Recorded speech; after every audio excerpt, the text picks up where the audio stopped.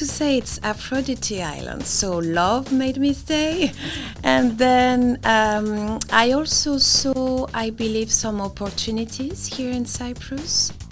Lovely people. Always as a French, it's, you are very welcome. But yeah, very friendly. And what amazed me at first, it's this always trying to help. I was told when I first landed, if you ask in the street, where is this or this place, they might not know, but they will tell you because they want to answer, they want to help, they will try. But I believe now Limassol, despite many other things happening recently, it's a good balance, with nature, the beach, the city, culture. To think of the future of Limassol, we should focus on kids who are the future generations. And I think related to the cultural part, there is a big need there for, activities outside playground and ice skating and all these things, museums to have workshops to bring an interest for the kids, but also interactive maybe. Yeah? Yes, exactly, interactive. So here it's agapimo, which is also a nice message of love. Yes, when someone calls you agapimo, don't take it wrong. No, it's just being nice to you. It's just being nice to you. People, stories, social issues, environment, sports, arts and culture, life, urban issues, innovation. This is the El Air Uncut. Welcome to Limassol Ambassadors, the new series of podcasts for El Air Uncut channel. Here we invite several active citizens that live in Cyprus, and we ask them to share their stories with us so that we all get to understand, feel, and maybe even be inspired by their path of integration in Limassol here today. Today, the active citizen that I have with me is Camille from France. In fact, Toulouse, France. Hi. Thank you, Camille, for being with us. Thank you for having me. Welcome to this podcast. We have shared many stories before we had this conversation here today. And once I realized that you have had from the very beginning the need of contributing to the society, I felt that you had to be here and share your story with us. Thank you. let's start maybe just by asking you how did you come to Cyprus? Let's start with that, Camille. Sure. Well, actually, it was a funny story, to be honest. I was having an interview with a French tour operator for a summer job. I was still end of my studies. And during the interview, the person who was interviewing me received a call from his representative in Cyprus, who told him I really need someone. So he just looked at me and he said, "Do you want to go to Cyprus?" And I said, my first thought was where is Cyprus? Of course, I had an idea vaguely, but so yes. And I came for 6 months first and then 9. It was extended to 9 months. So you came in the, let's say, tourism setting. Yes. Yes. How did it feel for you? Because you were surrounded then by French tourists, but also at the same time you were in with the local community. How was the beginning of your integration? The beginning was kind of very harsh because they just dropped me there in a hotel. I had a car. I had to drive on the left side. I didn't really know the island, obviously. So I had my first guest after 2 days. So I had a very brief, idea of the island. I have to say it was not the best experience, but it was a nice way also to discover slowly the island, because I had to go and discover, I had to sell some excursions. So yes, it was an experience. So it was a mix of tourists and at the same time a tourism professional somehow. Yes, Yes. You were discovering together with your clients. Exactly, yeah, for That's the first one at least. Especially for a young person, that's quite exciting, right? Yes, it was, and also I was before in some countries Hispanophone, so it was also a challenge for me to start with English and develop my level, etc. So it was a nice. It was nice it was not easy, but not unpleasant. No, Yes, I wouldn't so say it was a good start. Yes. So what about afterwards? Why did you decide to stay? Because that was like a sort of a transitional or maybe just temporary, let's say, contract. Yes, Yes, then it was. You end up by staying until today. Tell us Yes, more. exactly. Well, I have to say it's Aphrodite Island, so love made me stay, and then. I also saw, I believe, some opportunities here in Cyprus. So I said, okay, let me try something. And it worked. So then it took me for a few years. Okay, now that's the Yes. part I want to know more about. It worked. What did it Yes. work? Because I feel that there are things that either we bring with us in the suitcase, or it's hard to discover. When I say bring in the suitcase, is what we have inside us as a character when we land anywhere in a different country. So tell me, what did you bring in your suitcase? Well, actually, I didn't bring much because I was not planning to stay. But I think once I met my social circle as well, and I saw that there were opportunities. I also love, of course, the lifestyle here. After I discovered the old town, because I was firstly based in the tourist area, which was a disaster. I was like, this town doesn't have any soul. But then slowly I discovered. So I believe that I was also, from a previous experience in France, very interested in the cultural affairs. So I saw that there was Alliance Française in Limassol. And I went there, I just knocked the door, and I was lucky the president was there at that moment. And I just told them, I have this experience in the event related with art, so I would love to bring it here and help you develop the cultural affairs of Alliance Française. And they said yes, and that's how it all started. Right. So we knock at the door, Yes, we bring a proposal, literally. we sell the idea, Yes. and then we just hope that the other person can see the potential. Yeah. Well, that sounds very much like any proposal for any idea that could be also a business. So very well done. Now, in fact, this is one of the main areas that I would like to develop with you, to kind of share with our audience the power of a cultural association like Alliance Française, because I believe that when we see the various paths of integration, wherever it is, if there are structures already in place that allow us to kind of bring something from our own countries, culturally speaking, and maybe also ideas, and at the same time kind of promote them to the local community. This is a huge, let's say, powerful way of integrating and at the same time becoming active citizen. So I'm going to ask you, what was that idea that you suggested to Alliance Française then?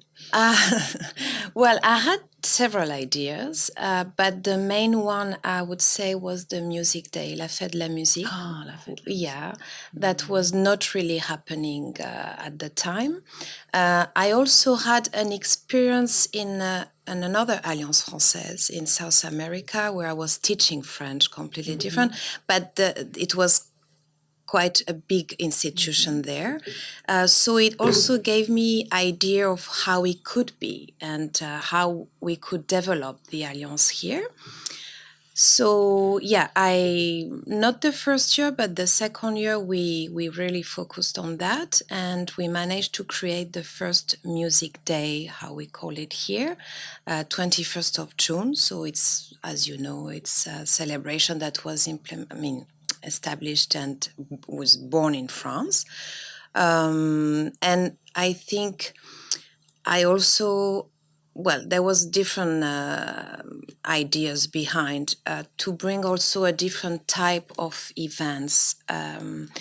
The street, bring the art in the street to make it more affordable, more the proximity with the people, not only have, theaters with big exhibitions or big performances that not everybody is sensitive to. Sorry, so that was the idea mostly with the Fête de la Musique. And we did many other events, obviously, but this was the main thing that I'm kind of proud that we managed to it has your install. Yes, somehow. You have as well some yes, I do. Very interesting cuttings, newspaper cuttings and invitations, flyers. Yes. How does it feel when you look at those? And well, actually, you can see that it's very well prepared because I was kind of, very happy about my events during my years there. We had also some, sponsor, of course, communication sponsoring.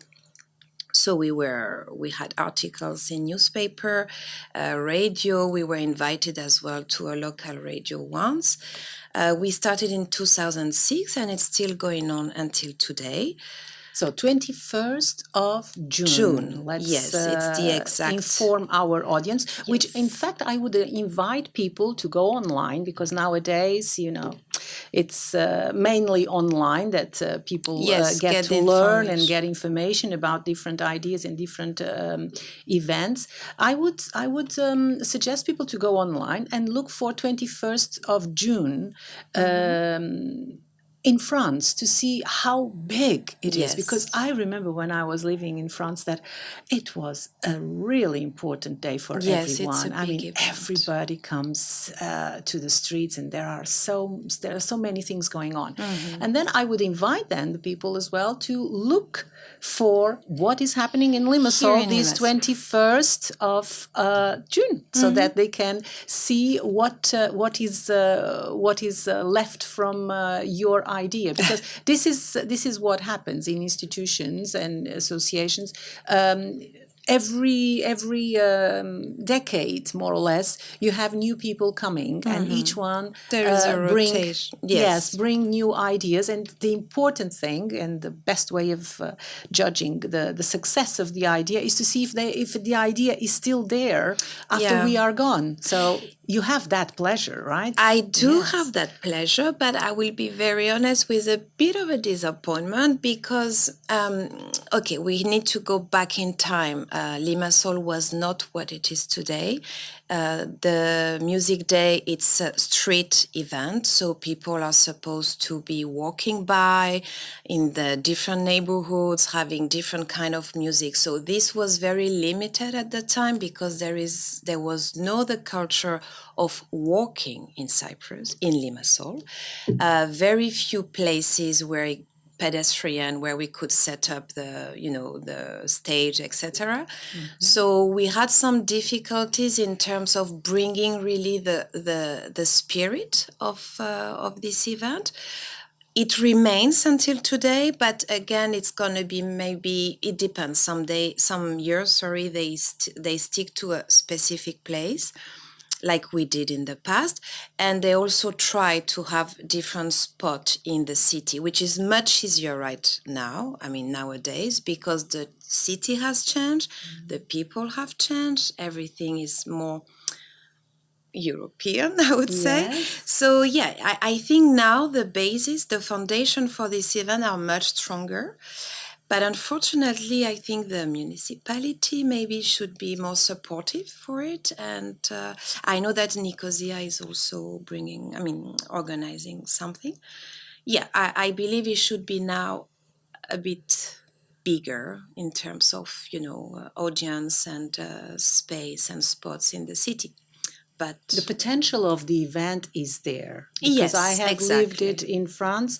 I'm not French, but that's why I'm saying, as a foreigner, if you live this event in France, you will feel how strong Strong. it is. Mm-hmm. So the potential is there. The event exists already now, thanks to your input, and now it's up to the community as well to kind of Yes. broaden the impact of it, and also to as you very well said, to municipality to support more. Yes, local institutions to be a bit more So maybe we're going to put that down on our suggestions at the end of for our later. our conversation. We're going to bring up the suggestions. So this is the first one. What about the feeling? I really would like to explore that a bit, because I think this can be very helpful for anybody from any nationality. What was your feeling when you came to Cyprus, and then you decided that, okay, I'm going to stay here. I'm going to stick around for a while, and then you knock at the door of Alliance Française. What is the feeling once you are in an Alliance Française setting? Comfort, because you feel closer to the people that love your culture. Explain a little bit, please. Yeah, it feels. It's without being arrogant. I never intend to, put the French culture or language on top of anyone else or any other culture. It's just the sharing, seeing the students that were really, when they were seeing me in the offices walking around or speaking in French with the teachers, they were like kind of amazed. So I like the contact with the students as well, with any person that I had to meet to start and implement the events. So it feels like home. But I think what I really loved is that there were opportunities, so a lot of open doors, and the will, of course, from the committee at the time to also develop and do more than they were doing at the time. So it was like, the sky is the limit somehow, if it was not the financial obstacles. Yeah. So I really enjoy that. And to go back to the music day and my perspective on that event, one year we actually brought a French band from France, pop music, and I recruited a string quartet from the municipality, because we came up with the idea from the French musicians to collaborate, and the idea was to blend both cultures. So it was actually amazing. It was at the zoo, the amphitheater they have there, so open air. And it was Kipotheatro. Equipo Teatro, exactly. And it was, this was a very nice experience to have, because for me there was no point just to bring French artists, or like sometimes they do in certain countries. It was really to also for the artists. Many of them, they've been studying abroad, so they were aware of the music day, but somehow never came to their mind to start it here. But yeah, it was really, I love the contact with people, the two cultures, And it's a special moment. I feel it's that, music, so it's also a very happy moment, Yeah. and it brings people together, I believe. And it allows us to travel. I don't know, but I've always felt that in any event I've organized with different cultures, I kind of feel that, that moment, the moment you have the song going on, or whatever, a ballet, whatever it is, it's like you travel with them wherever they are, right? Exactly. And here in Cyprus, I think, especially for French, you're very lucky there. I mean, Portugal is only now that starts having Cypriots interested in it, but French culture has always been admired by the Cypriots. You also have a big community of francophone, of people that speak French, French-speaking Cypriots that come to your activities, correct? Yes, definitely. And actually, I was more mingling with them than really French people. And this is what I like, because they were really, you could see that they love the country. They've been studying there many years. Some of them, they work, they came back here. So it's also comforting, and it's just for me the most important was to share. To share with everybody. And that feeling that you had a big community of French-speaking Cypriots, locals, do you feel that it was one of the main reasons for you to decide and stay here and build up your life here? Does that help did that help in your decision? Well, I think at the time, again, I was young, so I didn't see it, I was not thinking, is it going to be like permanent? But I had time. Yeah. So for me, it could last. But of course, I felt the support, and they were really also, they gave me the tools, they opened the doors. I mean, they let me bring my ideas and express them. So that was also a big support for me. And it helped, of course, because I was there for 5 years. So yeah, it was...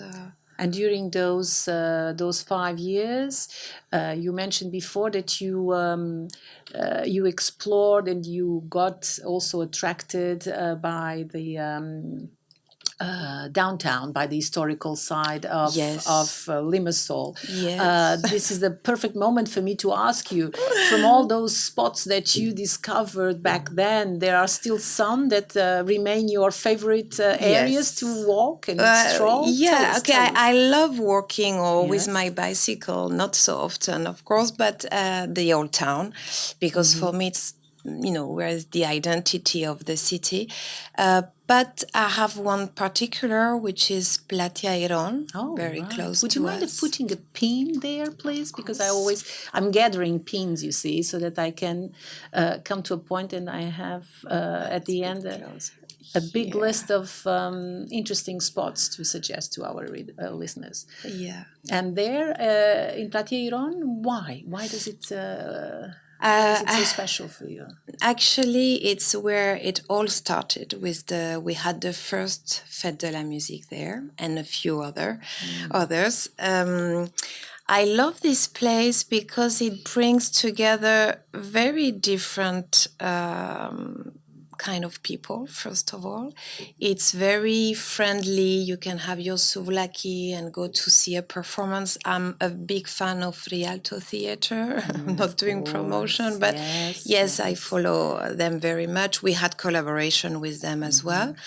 It's in the center of the city. It's not like wow when you walk around, no specific, buildings, or it just have a soul, and I like it very much. Yes. I would like to bring you back to those first, let's say, years, and ask you what can you remember now about the people you met, the locals? How did you feel? You already said you felt welcome. Apart from that, how would you say it was your first idea, first feeling with Cypriots as a foreigner? I mean, First. Well, you can tell us first, and then second. Let's look. It depends also in the framework you evolve. But like I said at the first beginning, I came to work in the tourism. So lovely people. Always as a French, it's you are very welcome, but Yeah, very friendly. And what amazed me at first, it's this always trying to help. I was told when I first landed, if you ask in the street, where is this or this place, they might not know, but they will tell you because they want to answer, they want to help, they will try. I never really experienced it, but it's true. They were very friendly, very open, very kind. Welcoming you, to their house. I mean, very nice people. Now, in the let's say in the work environment, it was very different from over here, from the tourism to Alliance Française. But what I can say, let's say the big lines, is that I found Cyprus easy to start anything. It's you need something, let me call, I know someone, without using this method that can be a bit pejorative sometimes, but this easiness of, yes, I know someone, he can help, and things can just slowly, be built up and take form, take shape, and then it just goes. When you come back from a heavy French administration where everything has to be written down. So it has some, of course, disadvantage as well, the Cyprus way of working. But I have to say it doesn't put any obstacles. So if you come with ideas and you have the tools, you have the will, you have the power, it can flow very easily. And this is what I liked in terms of my professional experience. Now, about to a bigger extent, the culture, the mentality. At first, like I said, I was in the tourist area, so for me it looked very superficial. From the shops around, the places to hang out, it was like I couldn't understand really what was this country. I mean, what was the identity. But when I got, after less than a year, to discover the old town and walk around and to meet the Cypriot, not being involved with tourism and these big hotels, etc., I felt like, yes, in a small village in the south of France where it's pleasant to be, and you feel just nice. And it's the dimension, isn't it? I mean, when I think back, I always remember that, I was finding many things to criticize. I think everybody does. When you've come from a bigger country and you had other sorts of experiences, sometimes, without realizing, you are criticizing this or that. But because we compare. Because we compare. And this is our mistake. I think this is what we have to refrain ourselves to do, and I learned that from Cypriots around me. We should never compare. I mean, this is why it's very important that, first of all, you try to understand how did it get here, and why, is it not like, another similar place somewhere else, because it's different. And it's the size as well. I find the dimension is very, very specific.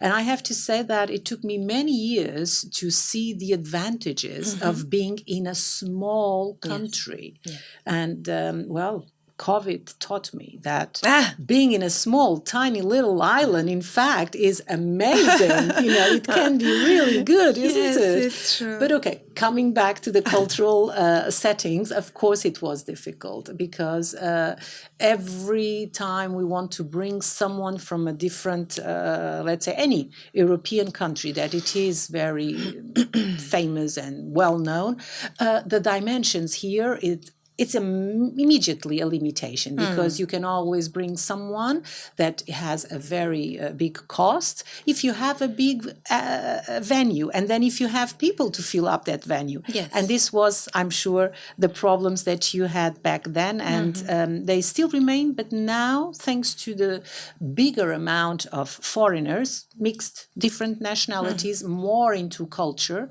now it's easier to fill up a venue. That's why now I'm sure you see see more interesting events in Yes, the Limassol, offer isn't is it? completely bigger and diverse compared to before. But to go back to what you were saying just now, it's true that we tend to compare, and it's natural. But then you need Human. to, put everything down and balance things and see what fits you more. Which this is what happened to me actually, because you the things that you are missing when you first come to Cyprus, if you get them, you will also get all the mess, all the disadvantage of big cities that, yes, have bigger offer in this and that. So then your lifestyle and quality of life will be drastically different. So I came to the conclusion that, I don't need to have so many things to do every day, or at least optional. I prefer to have my little city and easy access to things, having my little tailor here, and things that we are losing in Europe basically, and that I really love here, to still, to have this, to still find this small, specifically for this example, this small shop and corner that you find everywhere that are disappearing slowly in a bigger town.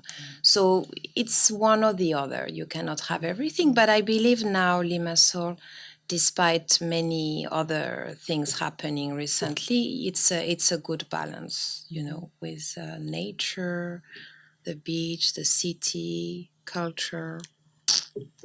Definitely better than Kind of. 15 years ago, 20 years ago, isn't it? So Yes. we are much happier. We have a We bigger are. variety. Yes.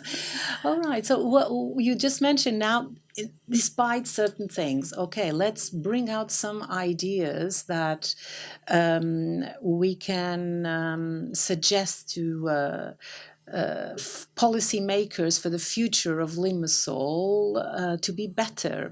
You already mentioned before more support. I definitely feel that it's a very important thing, especially nowadays we have more and more associations. Okay, we don't have always the structure of Alliance Française, and this is why I feel that Alliance Française can be a really, really big example, because I would say it's one of the success stories in terms of cultural structures. Nevertheless, you have a lot of new associations now, cultural, some of them connected also with the environment.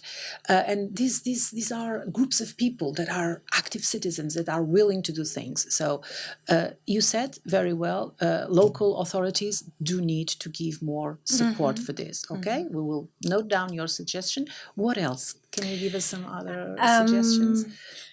Well, if we want to think of the future of Limassol, we should focus on kids who are the future generations. And I think related to the cultural part, there is a big need there for, activities outside playground and ice skating and all these things. Like, maybe, I have many ideas, but museums to have like workshops to bring an interest for the kids, but also at this, Interactive, maybe. yes, exactly, interactive. I know the municipal library is doing some events, but I think there is a big need for kids. I'm not talking about smaller age only, teenagers, because my daughter is reaching this age and I'm like, what she's going to do? Hang out here and molos and the mall, and no, it's not enough. So maybe in this aspect, I would say educational activities or even like youth centers, because the school in Cyprus is until 2. So afternoon, it's long hours to fill in with, of course, homeworks and some extra support class, but it's not enough. Life is not only about homework, No, right? no, it's not. And school should do that. So anyway, I think, yes, maybe with kids, there would be many things to do. More activities. I would definitely, most probably already visited this museum that for me, it's, I would say, one of the best, maybe the best that I know about in Europe, in my favorite town where I lived, Lyon. Confluence, le Musée des Confluences. The number of things that children and adults as well, but I'm now coming from your suggestion, the number of areas where they have included audiovisual activities, interaction with the visitor, fun explanations about really serious stuff, right? I mean, this is, in my opinion, where any decision maker in Cyprus should go and spend a whole weekend in Lyon and go to this museum. Well, this is just just a suggestion, because there you will learn so much. And these things in Cyprus, we know that there are the options. There are nowadays you have professionals in IT. You have everyone you need. You have also, in some areas, the budget. So it's just a matter of putting it together and make it work, I would say. I would like, though, to ask you as well, in terms of your professional path, and that I would underline that it's important to have people coming from different nationalities. Again, that's what I do every podcast. I say this because each person can bring something new. Each person can bring this idea, the other idea, and then test the market. I know that you have like a little entrepreneur inside you. Keeps coming out with new ideas. What is this new idea that you told me the other day? Sounds very interesting. Let's hear it. Yes. Well, I am a professional organizer. Oh, that sounds serious. Yes, very serious. I will explain. Please, it's actually providing services to individuals for now. It can be also extended to businesses and corporate world. Basically, it's help people finding peace at home with organized space, functional space, and aesthetic is also, part of the game, but let's say it's not the main focus. So many people nowadays don't have time, so they are running the kids, the job, the this, that, and it's something I love doing anyway. So I said, why not to do it for others?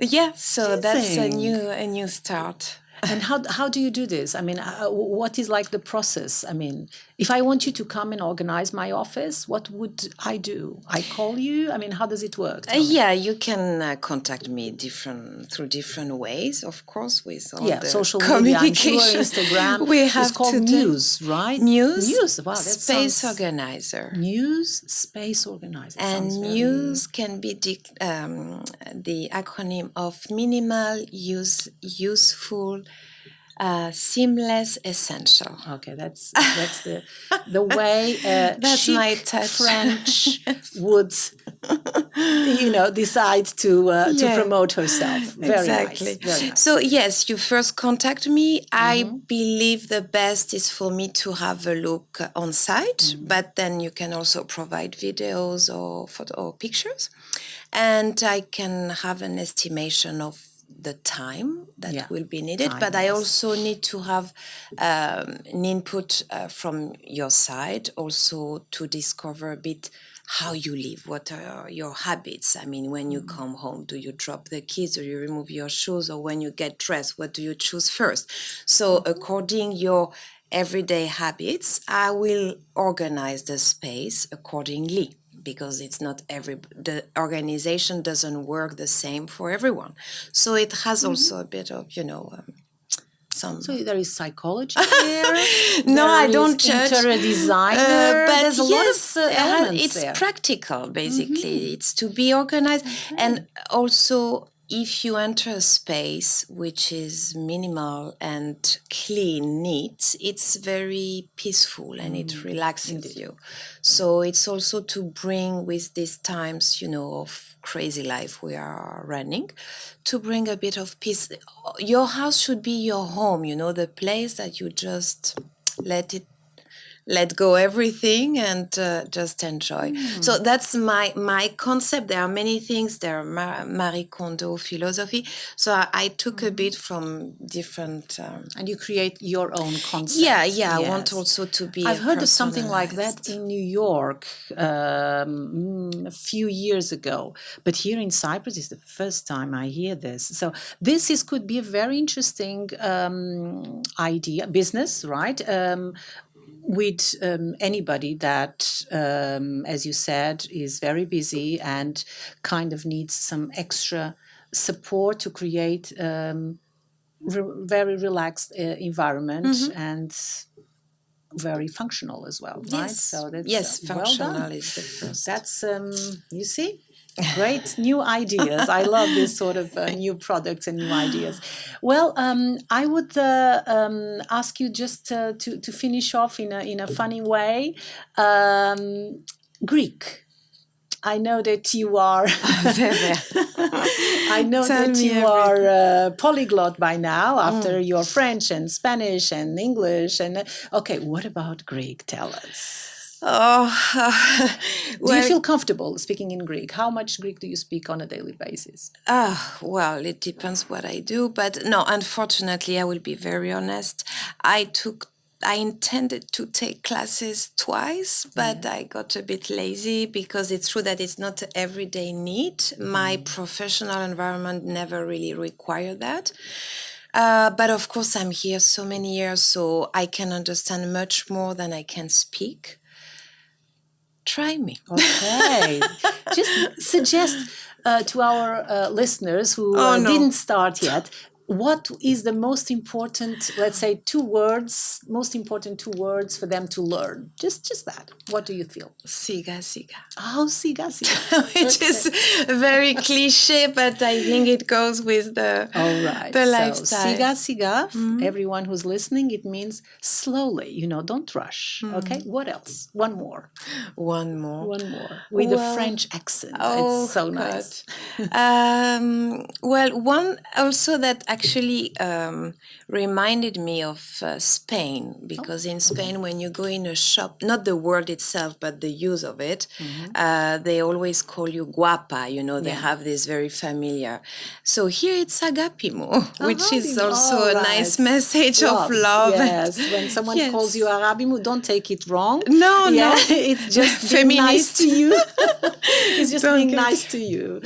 Right. Exactly. Thank you very much, Camille, for being here and bringing your very charming French input. And I wish you all the best with your new ideas. I'm sure this is not going to be the last one. You're going to come, again and again with new ideas, because that's what active citizens do. When you have it in you, wherever you go, you will keep trying. So thank you very much for your input. Thank you for having me. And I really hope that everyone enjoyed this conversation, because at the end of the day, it's very important to understand that we all come with different suitcases. In this case, the suitcase was full of cultural ideas, but also business ones. And each one has something to bring, to offer, and to share. Just keep contributing, and hope to have you with us again next week with another active citizen, another Limassol ambassador. Thank you. Thank you. This is the El Air Uncut.